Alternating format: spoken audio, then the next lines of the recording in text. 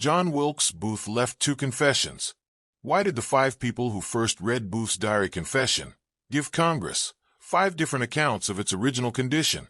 On April 26, 1865, Detective Everton Conger was the first to read Booth's diary confession, and Colonel Lafayette C. Baker was the second to see the original diary pages. Both men turned the diary over to Secretary of War Edwin Stanton, and Stanton gave Booth's diary to Thomas Eckert. Eckert showed Booth's diary to conspiracy judges, John Bingham and Joseph Holt. In 1867, Holt still had possession of the diary when Congress subpoenaed him for a congressional investigation into the newly discovered book. However, at that time, Congress did not know that 6 original confession pages were missing, or that someone had glued 4 replacement diary sheets back into the book out of chronological order. Secretary of War Edwin Stanton was terrified when he first learned what the confession could reveal about him, even from Booth's grave. 112 years later, the FBI also examined Booth's diary pages, and they, too, were horrified by the forensic results. Why?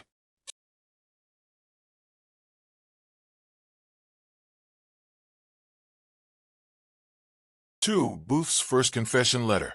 Just a few hours before killing Lincoln, Booth wrote a confession letter explaining why he and his accomplices wished to assassinate the president. Booth then entrusted his dear friend and fellow actor, John Matthews, to deliver his confession article to the National Intelligencer's owner and editor, Mr. John F. Coyle. However, before Booth's capture, R. W. Walker from Boston informed Secretary Stanton that John Matthews knew all about Booth's conspiracy plot. Yet Stanton's military police suspiciously ignored any evidence collected that would implicate John Matthews as a possible accomplice to the assassination. Meanwhile, 3 days after shooting Lincoln, Booth's letter was still not published. So, he rewrote the article in his diary, and his original diary entries contained the same confession he had given to John Matthews. As a result of excluding Matthews from cross-examination, the contents of Booth's letter remained publicly unknown throughout the conspiracy trial. Stanton's military prosecution also withheld Booth's diary from the trial evidence. Neither Mr. Coyle nor the general public learned that Booth had left a confession letter or a diary confession until 2 years after the military prosecution had executed 4 conspiracy suspects. 3. Investigating the plot to kidnap Lincoln. Samuel Arnold confessed that Booth used a black wardrobe sword box to smuggle his kidnapping weapons from New York into Washington. According to Arnold's written confession, Michael O'Laughlin gave Booth's black wardrobe case to David Harold. Harold then gave the box to a man Michael O'Laughlin knew and had introduced to Arnold, but Arnold claimed he could not remember the man's name. The unknown accomplice removed the guns from the crate and left them at a Southern Maryland post office in a small town locals called TB. From the post office, John Surratt, George Atzerodt, and David Harold carried the guns, knives, handcuffs, rope, and monkey wrench to John Lloyd in Surrattsville. Then weeks later, Booth's black sword box was recovered by military investigator, Colonel John A. Foster, at the home of John Matthews.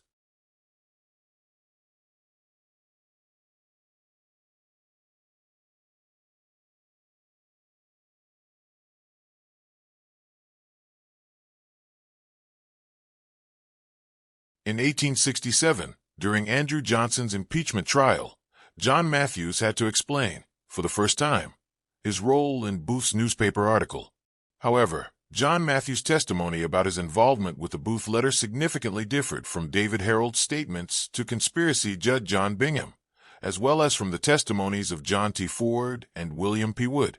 David Harold confessed to Judge John Bingham that before he and Booth crossed the river into Virginia, Booth told him that 35 people in Washington were helping with the assassination plot. He then added that several accomplices should have joined Booth after they had murdered Vice President Johnson. Harold freely confessed to his long association with John Wilkes Booth and bragged that George Atzerodt was also a close friend. Harold voluntarily said that Booth told him about a letter that should be published in the National Intelligencer, and that 4 or 5 people who helped Booth with the assassination signed their names to it. However, neither Harold nor Booth ever learned what became of the article. On the other hand, John Matthews told Congress that Booth had signed Harold's name to the newspaper article, along with the names of George Atzerodt and Lewis Powell.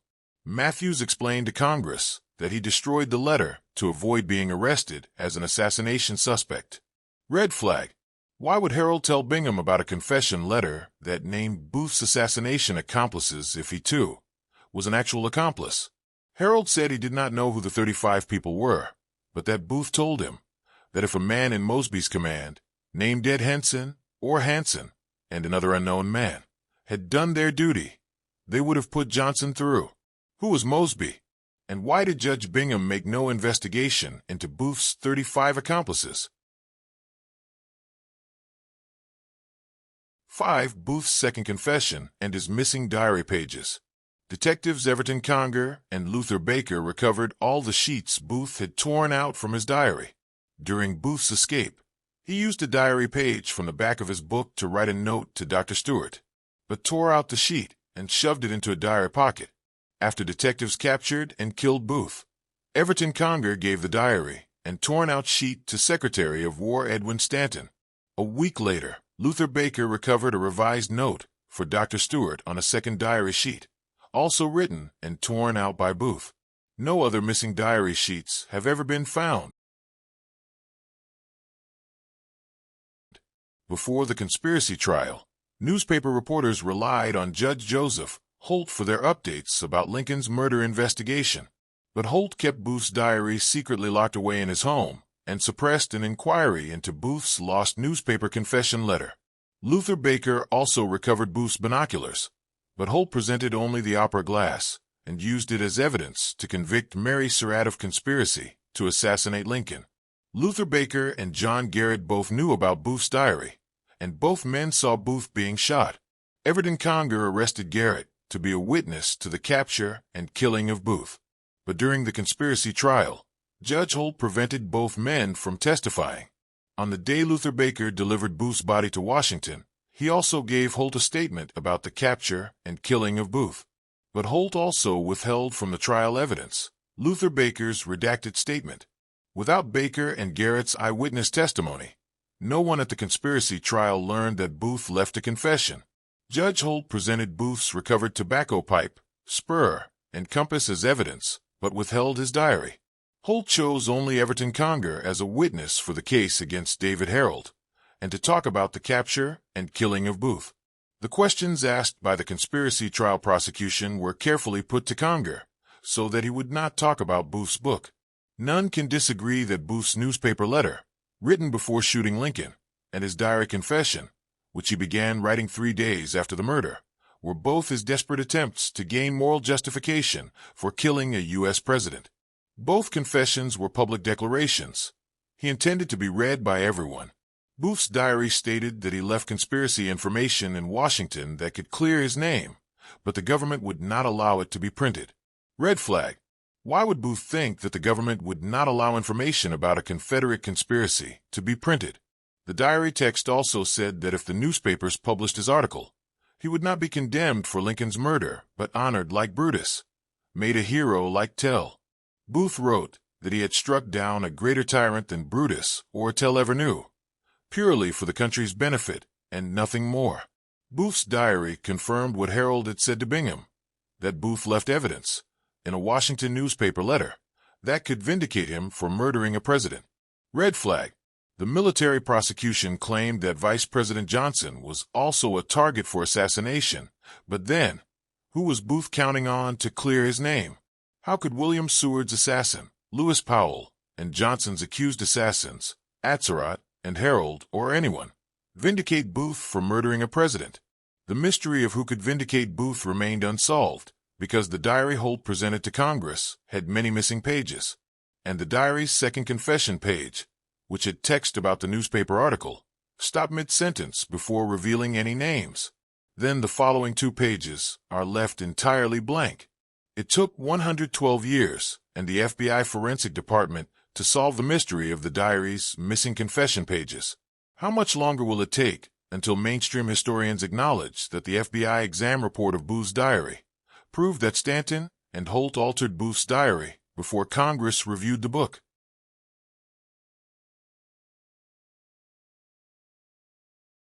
6. General Baker exposed Stanton's secret. After the conspiracy trial victory, Secretary Stanton promoted Colonel Lafayette C. Baker to General Baker, appointed Thomas Eckert as Assistant Secretary of War, and William P. Wood became Chief of the Secret Service. However, Booth's newspaper confession and his newly recovered diary's missing pages remained Stanton's conundrum that would not die. The infighting over the enormous government money offered for the capture of Booth's kidnapping accomplices, as also being assassins, began to fracture under the heavy weight of greed. After the executions of 4 convicted conspirators, Stanton's secret wartime coalition of loyal spies began to turn on each other over the payout of reward money, and the recently buried truth of a War Department assassination plot began to ooze to the surface. In 1867, General Lafayette Baker published a tell-all book about the Lincoln conspiracy, and Congress learned for the first time that Booth had left 2 confessions. A House Judiciary Committee launched a reinvestigation into Stanton's military tribunal, which forced Judge Joseph Holt to falsely claim that Booth's diary was of no possible value as conspiracy evidence. Yet, the newly discovered diary exposed to Congress crucial details about Booth's 6-month-long kidnapping plot and established a same-day timeline for his decision to shoot Lincoln. Just before Johnson's impeachment trial, General Baker's book had revealed that Stanton received Booth's diary a day before Luther Baker had returned the assassin's body to Washington, and that Stanton still had Booth's written confession hidden from the public. General Baker could not admit that he had read Booth's original diary pages without self-incrimination, but he explained to Congress that the excerpts published in his book came from a transcript Everton Conger made of Booth's diary text. He then added that several detectives in his War Department office read Conger's copy, and discussing the diary text was a general conversation among his men. General Baker realized that the War Department had taken Booth's diary apart and removed some sheets from Packet 5 of Booth's confession. He knew every book packet had 16 to 18 pages, and he hoped someone would recognize that the book's Packet 5 had been altered from its original condition. However, if L.C. Baker and Everton Conger told all they knew about what Booth originally wrote, they would not incriminate just Stanton and Holt, but themselves as well. General Baker and Detective Conger had read Booth's diary before giving it to Stanton, and both men knew that the pages of the book Congress subpoenaed from Holt read differently from the pages they turned over to Stanton. Conger testified that he copied Booth's diary text before he returned to Washington, and that he also gave Stanton his copy. Stanton and Holt had to destroy Conger's copy and forge the diary pages in Booth's handwriting, which is why the diary given to Congress had transposed text of Booth's original writings traced onto glued replacement sheets. But Baker had a problem with his book publisher, Mr. Derby. His manuscript incorporated some excerpts from Booth's diary, and Mr. Derby needed permission to use the diary text. A New York attorney, Mr. Headley, and General Baker approached Stanton to secure the excerpts from the diary, but Stanton would not comply, and Baker had to self-publish. Baker chose to turn over all his notes from his conspiracy investigation to a ghostwriter, and his book sources for the diary excerpts were cited from Conger's copy. His book stated that Booth killed his horse and slept between the dead animal's legs to keep warm. Baker's notes included how Booth broke his leg and that he visited Dr. Stewart's home.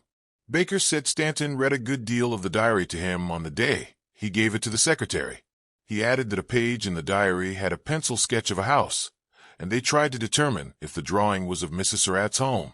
Red flag.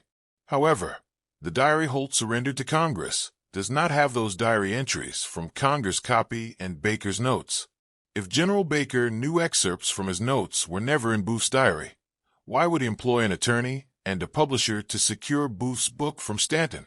Booth's dead horse and Mrs. Surratt's house drawing could only have originated from the now-missing diary pages, and Baker's failed attempts to secure those excerpts alone constitute physical evidence of an alteration of Booth's diary pages. Lafayette Baker's testimony to Congress stated that 16 to 18 pages became missing from Booth's diary after Stanton received the book. In 1977, a Washington Post article about the discovery of 18 missing pages was based on Baker's testimony. The fact is, the FBI exam of Booth's diary found that 86 pages were missing from Booth's diary, Not just the 18 pages Baker claimed Stanton removed. The story of Joseph Lynch finding 18 missing pages was posted before the FBI report of Booth's diary exam was published, proving that the Joseph Lynch story was fraudulent. Once again, further proof of a government cover-up. The missing pages remained an enigma until the FBI forensic exam of Booth's diary found that a forger replaced Booth's original diary pages with transposed copies, glued and rebound at a date after Booth was executed. Additionally, the forensic report proved that 6 pages of text were secretly removed sometime during the 2 years Stanton's War Department kept the book hidden from the public. If there was nothing to hide, then try to explain why everyone who first saw Booth's original diary text before Congress reviewed the book gave a different account of the diary's missing pages. And why did Stanton and Holt claim that Everton Conger did not make a copy of the original text?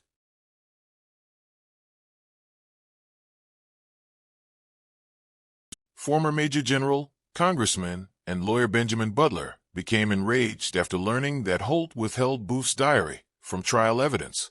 Butler addressed the committee. Was the diary whole when it came into the hands of the government? Who spoliated that book? Who suppressed that evidence?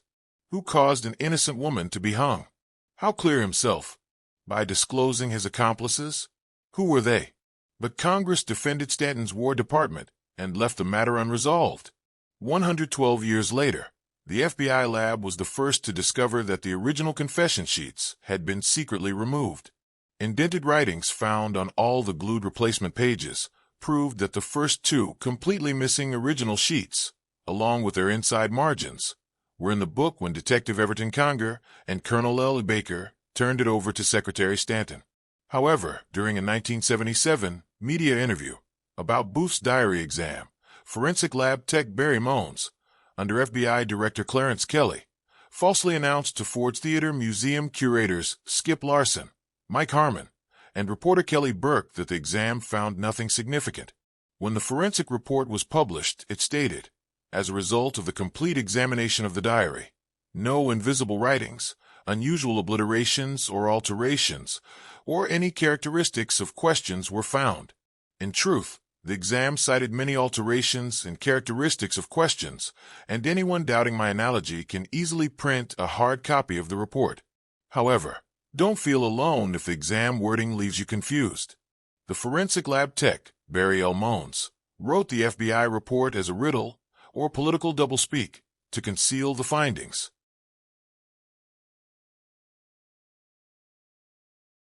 The congressional testimony of William P. Wood. During the war, William P. Wood had been the superintendent of the old Capitol Prison. After the conspiracy trial, he was promoted to Chief of the Secret Service in the Department of the Solicitor of the Treasury. On May 22, 1867, William Wood was examined by Congress to reveal all he knew about Booth's newspaper confession.